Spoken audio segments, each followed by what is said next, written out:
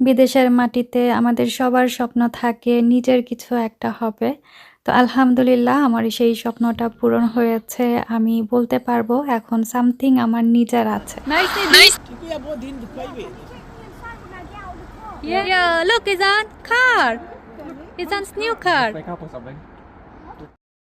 আসসালামু আলাইকুম, welcome to বুশরাস simple life. কেমন আছেন আপনারা সবাই? নিশ্চয়ই আল্লাহর রহমতে অনেক ভালো আছেন। আমি বুশরা আর একটি নতুন ব্লগ নিয়ে আপনাদের মাঝে চলে এসেছি। আজকে আপনাদের সাথে বেশ কিছুদিন আগে একটা ভিডিও শেয়ার করতে যাচ্ছি। এটা রমজানের একদম পরপর বা রমজানের মধ্যেই মনে হয়েছিল, আমার সঠিক মনে নেই। বাচ্চাদেরকে স্কুলে দিয়ে আমরা রওনা দিয়েছি। আজকে আমরা গাড়ি দেখতে যাব। আমি তো কয়েকদিন আগেই ড্রাইভিং পাস করলাম, তো এখন গাড়ি কেনার পালা। সকাল সকালই বের হয়েছি, বাচ্চারা স্কুলে ছিল, তো আমার হাজব্যান্ডের অফ, তো ভাবলাম যে আমরা একটু ঘুরে আসি। আর একটা গাড়ি আমরা পছন্দও করেছিলাম, তো সেটারই টেস্ট ড্রাইভের অ্যাপয়েন্টমেন্ট আর কি আমরা বুকিং দিয়ে রেখেছিলাম।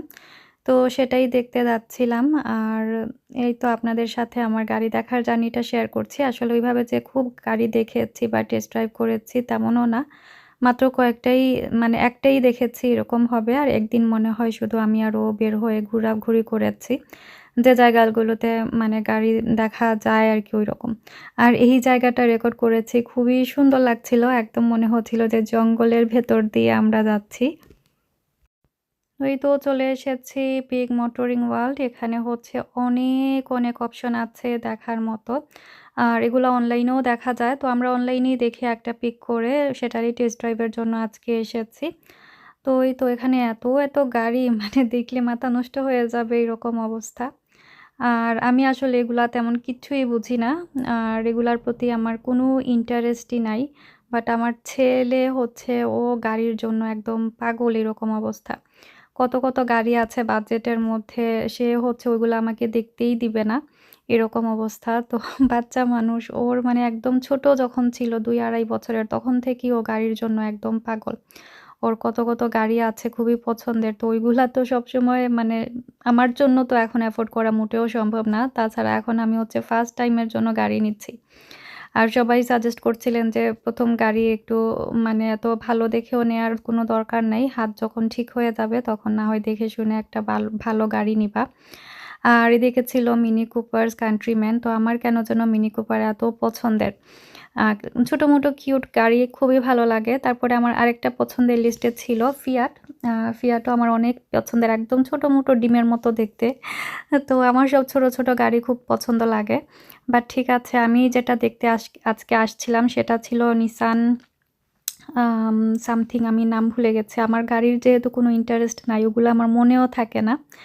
তো এই তো এখন আমরা যাব টেস্ট ড্রাইভে। বাট গাড়িটা আমি দেখে মোটেও আমার ভালো লাগেনি। অনলাইনে যেরকম দেখেছিলাম সবকিছুই ঠিক আছে। বাট কেন যেন আমার কাছে গাড়িতে উঠার পরে মোটেও ভালো লাগেনি। আমি গাড়িতে উঠেই বলছিলাম যে, "না, এই গাড়ি আমার আমার হবে না", এরকম। আর এই তো গাড়ি মানে দেখতে এসে যেটা হয়, একটা দেখতে এসে আরো ১০০ টা দেখি আমরা। আম যেখানেই যাই না কেন, এটা তো আমাদের একটা অভ্যাস।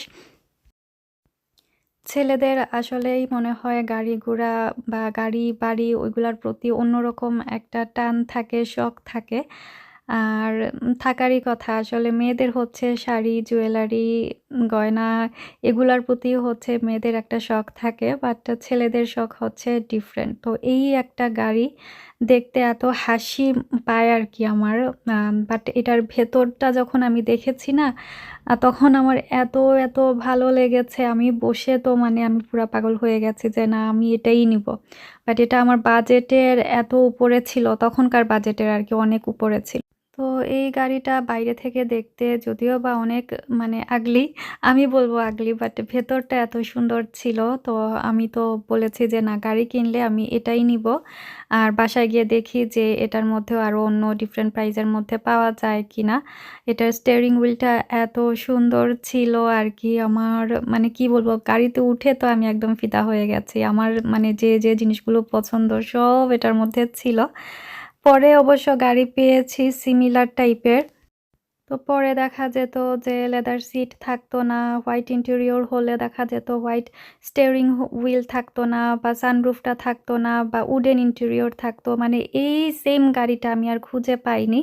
পরে ভেবেছিলাম যে না এটাই নিব। পরে আমরা এক জায়গায় চলে যাই, সেটা নিয়েই ব্যস্ত হই। ইনশাআল্লাহ সেটাও আপনাদের সাথে আস্তে, আস্তে শেয়ার করব।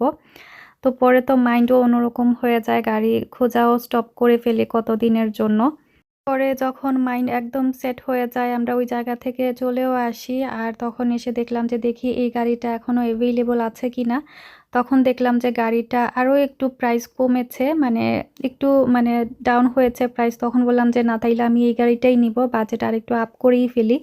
পরের দিন সকাল হতে না হতেই যখন আবার ওয়েবসাইটে ঢুকি গাড়িটার জন্য, তখন দেখি যে গাড়িটা আর নাই, মার্কেটে সোল্ড হয়ে গেছে। কি যে মন খারাপ হয়েছিল, বাট তখন আল্লাহ তাআলা এত সবর আমাকে দিয়েছিলেন যে আমি বলেছি যে না ইনশাআল্লাহ এর থেকেও ভালো কিছু হয়তো বা আল্লাহ তাআলা আমার জন্য রেখেছেন, সে কারণে এই গাড়িটা আমার হাতছাড়া হয়ে গেছে, এটা আমার কপালে ছিল না।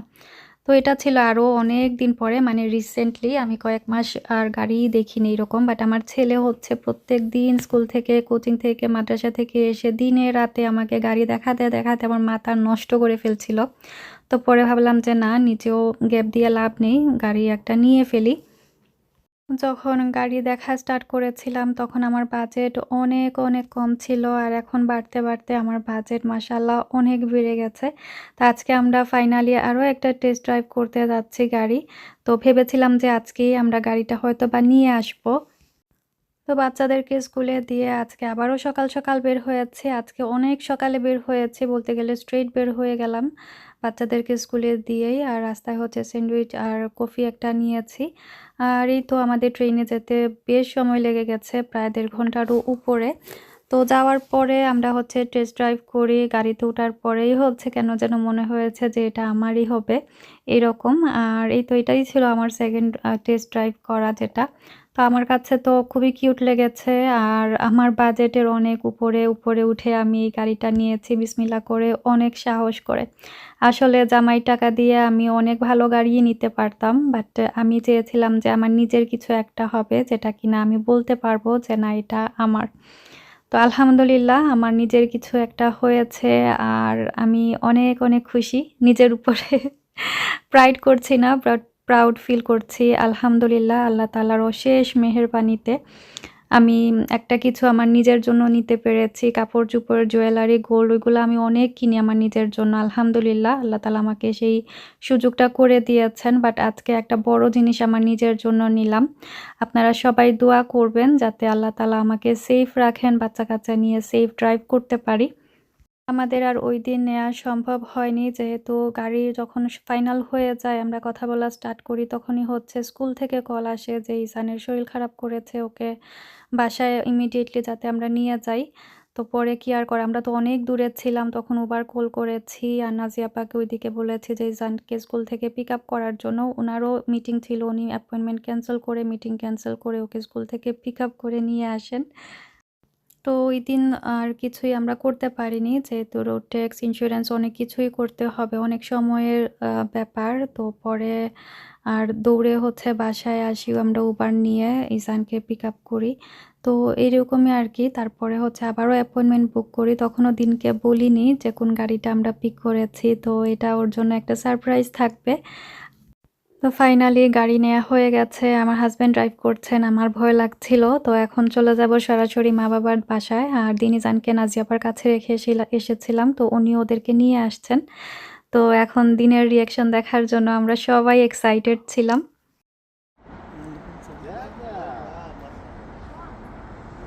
দেখে দেখে nice নিদিন। Çünkü ya bu din dukayı bir.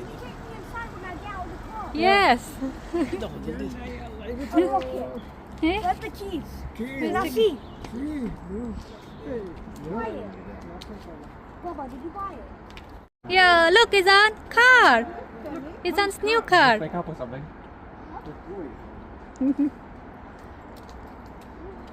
Go inside? Then you can go to the back. Do you want to come for the ride? আলহামদুলিল্লাহ আমার নতুন গাড়ি নিয়ে আমরা বাসায় চলে এসেছি মা-বাবাদের এখানে। প্রথমে ওনাদেরকে দেখানোর জন্য নিয়ে আসলাম। আর এদিকে মা-বাবার বাসায় কিন্তু কাজ চলছে একটু রেনোভেশনের। তো পেইন্টিংয়ের কাজ যেহেতু ছিল সব কিছু বাইরে, তো সিটিং রুম আলহামদুলিল্লাহ মোটামুটি ডান হয়ে গেছে। এখনও উপরের ফ্লোরিং এগুলো এখনও বাকি। আর বাসায় থেকে কাজ করানো কতটা যে কষ্টের আর কি, সেটা বলে বোঝানোর মতো না। আর বাসায় না থাকলেও দেখা যায় কাজ সুন্দর মতো হয় না। তো এই তো পেসেজের পেইন্টিংটাও এত সুন্দর হয়েছে, মাশাল্লাহ মাশাল্লাহ, খুবই সুন্দর হয়েছে। আর চয়েসের পেইন্ট ইয়াল্লা যে সুন্দর সুন্দর, যে ভালো লাগে আর দেখতে নেনি, যে সুন্দর হয়েছে এগুলো কালার, খুব সুন্দর হয়েছে, সুন্দর হয়ে গেছে। ওকে ইয়াল্লা ইয়াল্লা, এই খেয়ে আইসন নিজান, ইয়াল্লা দাদার সোফা গেলা কই কিতা না, ফোন দেওয়া দিত না, ফোন নাই দাদারটা দিবা না তোমার, যে সুন্দর লাগে। চুল উঠেছে বিচার হবে তোমার, আমারটা তুমি কি তাহলে? জি মাম, সে মাম হো আগে, মাম হো দেখো মাম, মামকো সুন্দর হয়েছে কালার। তো দিনিজানকে রেখে এখন চলে এসেছি নাজিয়াপাদের সাথে কস্টকোতে। ওনারা কস্টকোতে শপিং করতে যাচ্ছিলেন, তো আমিও সাথে আসলাম। আর এই তো ইনশাল্লাহ যখন মা বাবাদের বাসার কাজ শেষ হয়ে যাবে তখন আপনাদের সাথে আবারও শেয়ার করব। আর কস্টকোতে কি আছে এগুলো একটু ঘুরে ঘুরে দেখছিলাম। আর এই তো আমি ব্লগের একদম শেষ প্রান্তে চলে এসেছি। সবাই আমার জন্য দোয়া করবেন। আসলে মানুষের জীবনে অনেক ধরনের স্বপ্ন থাকে, বাট আমার ওইভাবে কোনো বড় স্বপ্ন নাই। যে স্বপ্নগুলো আমার সাধ্যের মধ্যে আছে, আমি সবসময়ই বলতে গেলে আমার সাধ্যের মধ্যেই আমি স্বপ্ন দেখি। বাট এবার আমার সাধ্যের উপরে উঠেও হচ্ছে আমি আমার স্বপ্ন পূরণ করেছি আলহামদুলিল্লাহ। আপনারা সবাই দোয়া করবেন। আর আমার অনেক বেশি ভয়ও লাগছে, বাট অন্যরকম খুশিও কাজ করছে। তো এই তো আমি ব্লগের একদম শেষ প্রান্তে চলে এসেছি। সবাই অনেক ভালো থাকবেন, স্টে হ্যাপি, স্টে কানেক্টেড। আল্লাহ হাফিজ।